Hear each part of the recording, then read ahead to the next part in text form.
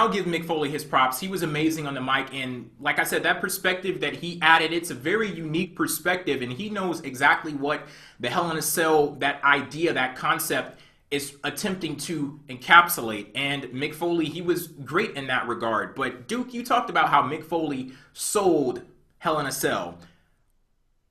I can look at it that way.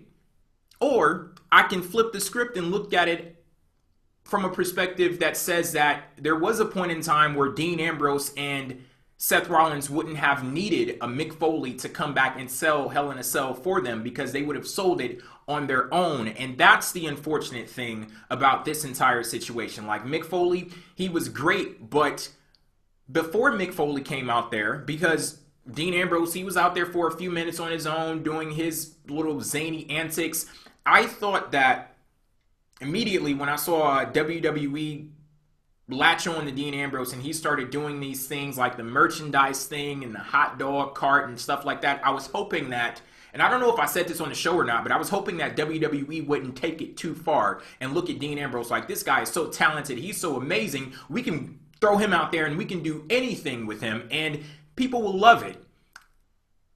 That whole fucking segment on Raw, I did not love that. And then when you add Seth Rollins to the mix, it felt as if they were building up to something else other than the two guys who were actually going to be competing in the friggin' Hell in a Cell. They have enough story there to sell the match on their own. And it just sucks that I felt watching that segment that something else has to happen because the two guys who were in the match weren't enough to sell it. And that sucks because Dean Ambrose and Seth Rollins, like, this is a match that could possibly have main evented, or at least before this last episode of Monday Night Raw, I would have said that they should main event Hell in a Cell because there was that much heat between them. But I believe that something was lost along the way, and we had a lot of distractions thrown in there. And I think that what we got between Dean Ambrose and John Cena, that was great. But look at what happened. We got that match in a BS way on Monday Night Raw. We're not even going to see it on Hell in a Cell. But the thing is, when you strip away all of the BS, at the end of the day, this is still Dean Ambrose versus Seth Rollins. And this is a match that I'm really looking forward to. And I'm hoping that with WWE setting the expectations for this match that they did with adding Mick Foley in to the mix, that they at least attempt to live up to it. Hopefully this is not a situation where they just got us excited and they're just going to give us a regular old standard Hell in a Cell match, because if that's the case, then it's not going to cut it.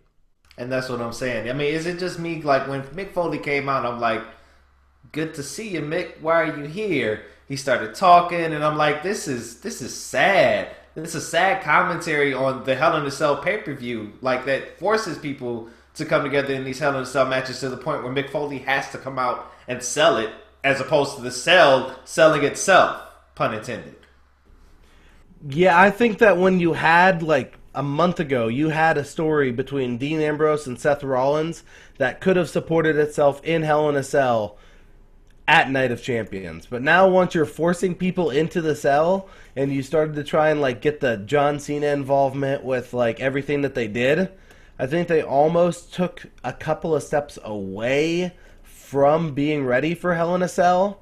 And, like, the whole fact that he had to interact with so many different people and Seth Rollins is doing all these different things, like, it just took away from the personal side of the feud.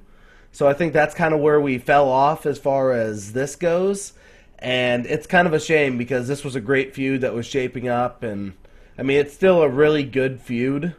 But there were so many other ways they could have done it that would have brought us to this point, and you would not have had to have Mick Foley come out there and sell it. Because now that it almost feels like you have to have blood. Like, it feels like there's this standard where, like, I mean, you had to have blood before, but it feels like it has to be what Mick Foley sold the match out to be between Seth Rollins and Dean Ambrose. Otherwise, is the match even going to, like, is it going to be that memorable? I mean, does WWE even care at this point? Do they care about putting on quality matches and quality segments anymore?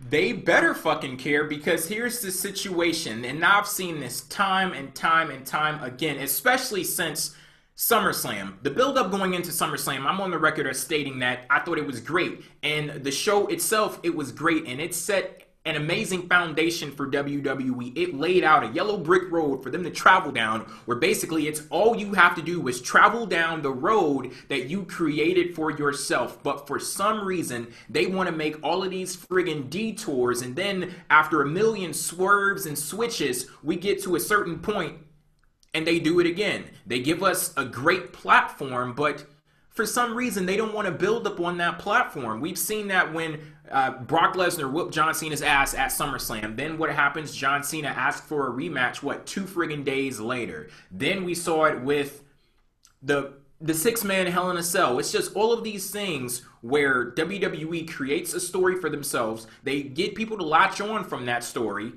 but they don't follow through with it. I'm hoping that they follow through this time. And I have to say, I'm not that type of guy that holds WWE to a standard like, oh, you have to have blood in the Hell in a Cell matches. But here's the thing. You set yourself up once again. You have Mick Foley coming out there with his perspective on a Hell in a Cell match. And we all know what Mick Foley plus Hell in a Cell equals. Him getting thrown off the fucking cell, and his tooth in his nose, and him, all of this crazy stuff going on. So when you have him out there talking about the psychological scars, those physical scars, we have to see some sort of a representation of that in Dean Ambrose versus Seth Rollins. And if you're not prepared to do that, then you shouldn't have had Mick Foley on Raw. Stop getting people excited and then pulling it back and saying, oh, no, we're just joking.